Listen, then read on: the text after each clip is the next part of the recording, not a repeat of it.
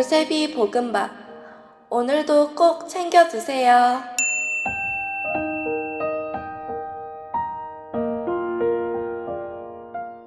찬미 예수님, 루카가 전한 거룩한 복음 20장 27절에서 40절까지의 말씀입니다.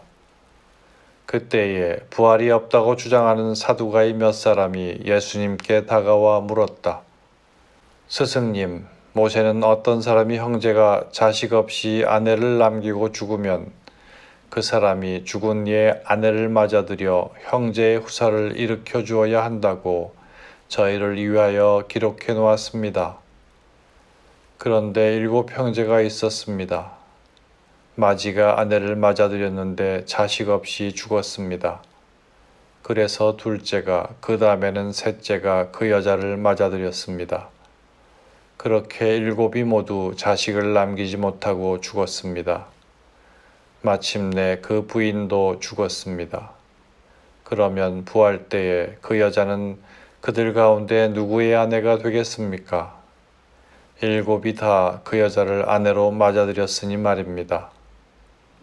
예수님께서 그들에게 이르셨다.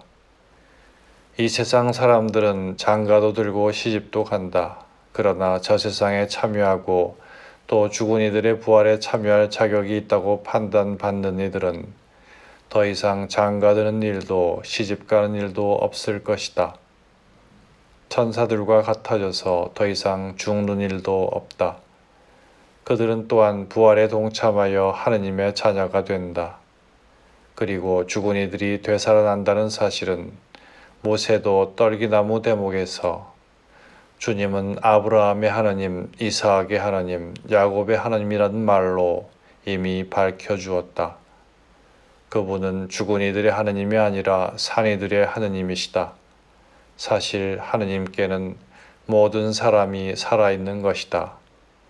그러자 율법학자 몇 사람이 스승님 잘 말씀하셨습니다 하였다. 사람들은 감히 그분께 더 이상 묻지 못하였다.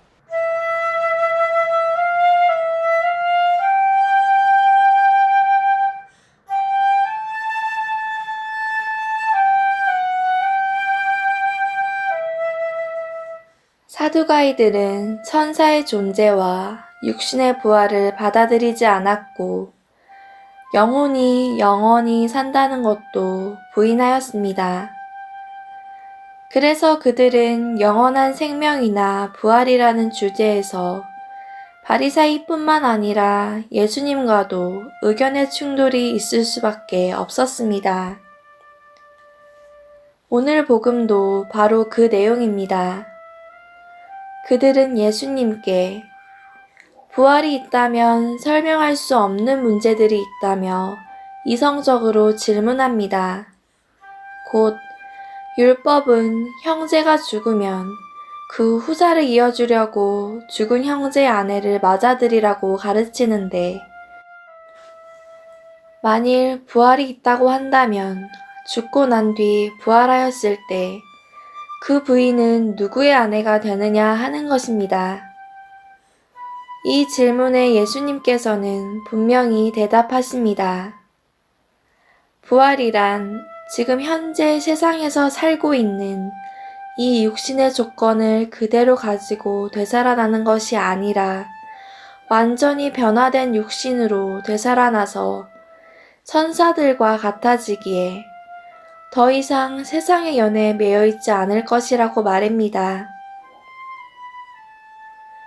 물론 그렇다고 하여 불교가 말하는 환생처럼 지금과 전혀 다른 존재로 되살아난다는 것이 아닙니다. 우리 각자가 현세에 매이지 않는 온전히 변화된 몸으로 부활한다는 말입니다. 예수님의 말씀을 듣던 율법학자 몇 사람이 예수님을 칭찬합니다. 아마도 그들은 바리사이들이었을 것입니다. 예수님께서 자신들과 같은 생각을 하고 계셨기에 예수님께 호의를 가집니다. 그러나 그들 역시 예수님과 대립각을 세울 것입니다. 왜냐하면 예수님께서는 율법과 조상의 전통보다 당신에 대한 믿음을 더 중시하시기 때문입니다. 곧 당신을 하느님의 아들로 받아들이라고 요구하시기 때문입니다. 결국 바리사이들과 사두가이들은 모두 예수님께 등을 돌리고 그분을 죽입니다. 그러나 그분께서는 완전히 다른 몸으로 부활하심으로써 진정 부활이 존재한다는 것을 우리에게 보여주십니다. 오늘 제1독서는 역사적으로 유다인들을 가장 괴롭힌 임금 가운데 하나인 안티오코스 에피파네스 4세의 죽음을 이야기합니다. 여기서 흥미로운 점은 그가 맞은 불행한 죽음의 원인이 예루살렘에 대한 그의 죄 때문이었음을 안티오코스가 직접 입으로 고백하고 있다는 것입니다. 그는 크게 실망하고 죽으면서 자신의 잘못을 인정합니다. 그렇다면 그도 과연 부활을 누릴 수 있을까요? 원수들의 구원 문제는 우리가 판단할 문제가 아니라 하느님께서 판단하실 문제인 듯 합니다.